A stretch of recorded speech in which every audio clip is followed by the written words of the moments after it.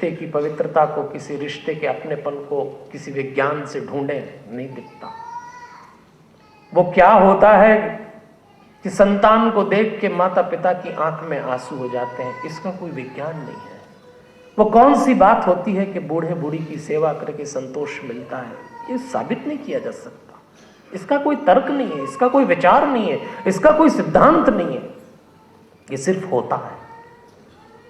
और इस भाव से आइए थोड़ी देर हम आगे चलते हैं। हमें विचार करना है कि हम परिवार में रहें कैसे और परिवार बचाएं कैसे। मैंने आपसे कहा था ना, भारत में जो कुछ भी किया जाए उससे भारतीयता विलग नहीं होना चाहिए।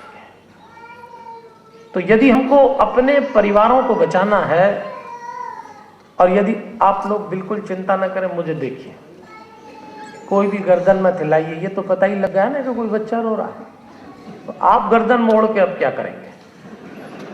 मुझे देखिए, अभी मैं आपको सम्मोहन की कथा सुना रहा था, अभी हिल लिए आप इतने।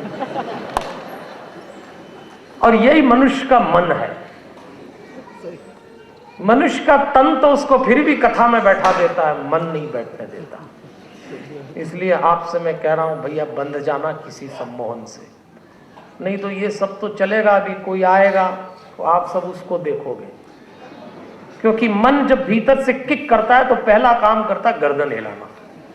इसी तो लोगों को कथा सत्संग प्रवचन में कुछ मिलता नहीं है।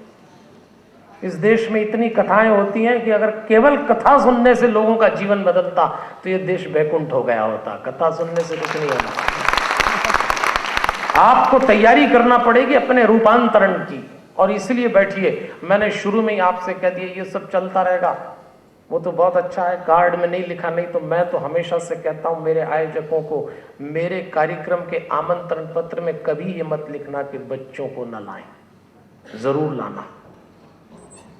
पता नहीं कौन सा शब्द वो सुन ले और उसका जीवन बदल जाए। और दिक्कत बच्चे के साथ ये होती है कि बच्चा है तो कूद फांद करेगा, तो हम बोलते हैं करने दो ना, क्या करेगा, थोड़ा बोल लेगा, हिल लेगा, डुल लेगा, गुलाटी लगा लेगा। आपने तो वो जगह भी नहीं छोड़ी है, पर दूसरी जगह रहती है। तो हम कहते हैं ये बच्चे हैं, ये क्या करेंगे, थोड़ा बहुत कूद फांद लेंगे। आप तो कथा सुनो ना।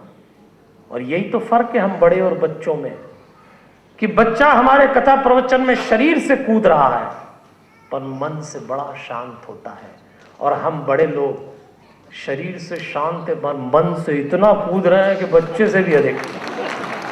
अभी गुलाटी लगा रहा होगा बहुत सारे लोगों का मन।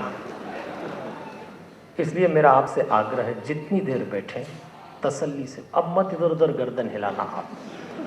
अब आप मुझे देखिएगा, और मुझे पूरा भरोसा है कि मैं इस लायक हूं कि आप 1.5-2 घंटे मुझे देख भी सकते हैं और सुन भी सकते हैं।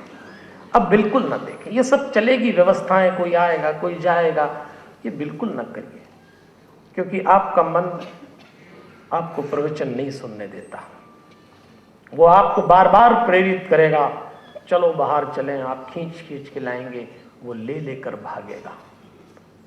इतना तेजी से आपको हिलाता है ये मन कि कोई आता है ना तो उसको वहां से लेके आते हैं सब लोग, आया। अभी कोई जाएगा तो उसको छोड़ने भी जाएंगे। कोई देर से आएगा तो बोले अपन 6 बजे से अटके हुए और ये अच्छे अभी आए। ये सारी बातें मन आपसे करेगा, कथा नहीं सुनने देगा।